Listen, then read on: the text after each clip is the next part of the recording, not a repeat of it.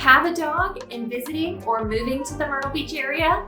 Well, today we're going to give you 7 important things that you need to know about having a dog here in the Grand Strand.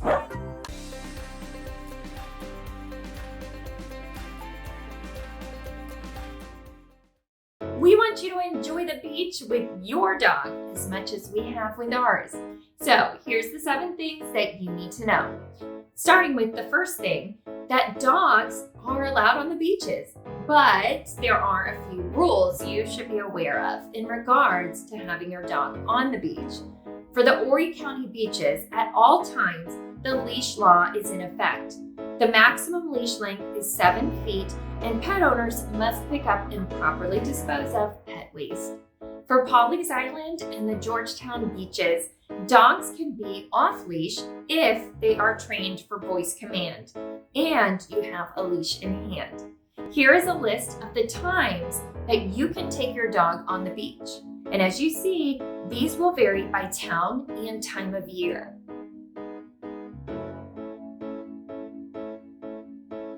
The second thing that you need to know is that there are several dog parks throughout the Grand Strand. Here is a list of some of the main ones. In all of the dog parks, your furry friend is required to be vaccinated, and some even have separate areas for small and large dogs. Want another way to get your dog's energy out? Well, there's also a lot of places throughout town that you can take a hike together. Here is a list of the top spots.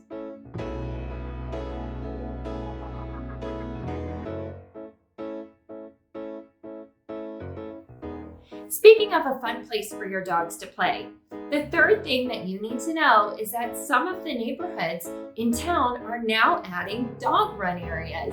This makes it even more convenient as your dog park is within your neighborhood. A few examples of communities with this feature is Berkshire, Forest, and Indigo Bay. And if you are buying or renting a condo in the area, the fourth thing you need to know is that not all properties allow pets. Yes, this means that in some developments, even the owners of the property are not allowed to have a pet. Some communities allow owners to have pets, but not renters, and some allow anyone to have a pet. So if being able to have your dog with you is important, then this is something that you need to make sure to ask before you buy or rent. And if you're moving to the area, the fifth thing you need to know is whether or not you will need to get a pet license. In the city of Myrtle Beach, you are not required to get a license for your pet, but in North Myrtle Beach, you are. Surfside Beach did have a requirement of a pet license, but just recently suspended the ordinance in 2022 until it can be reworked. So, as you can see, depending on where you end up in the Grand Strand, you may or may not be required to have a license for your pet. So be sure to check the local ordinances. Wondering if you can take your dog shopping with you? Well, the sixth thing that you need to know is what places are pet friendly.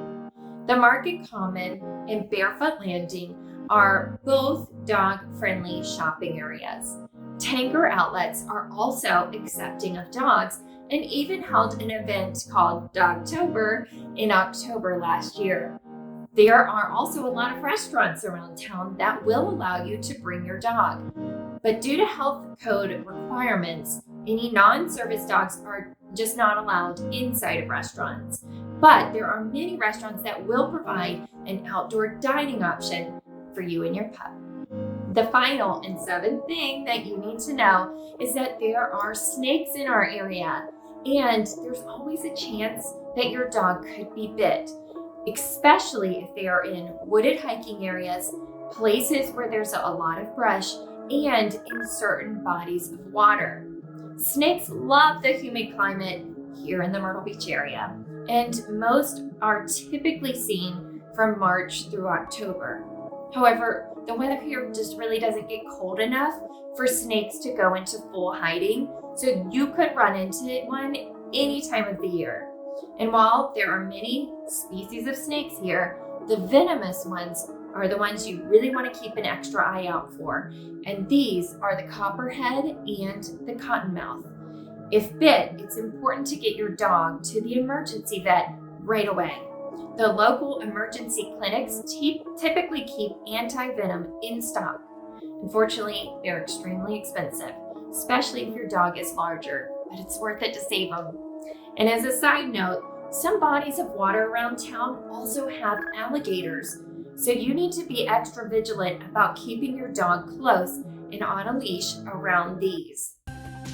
We hope this list has helped you understand the rules in our area and give you ideas on how to have a safe and fun time around town with your fur baby.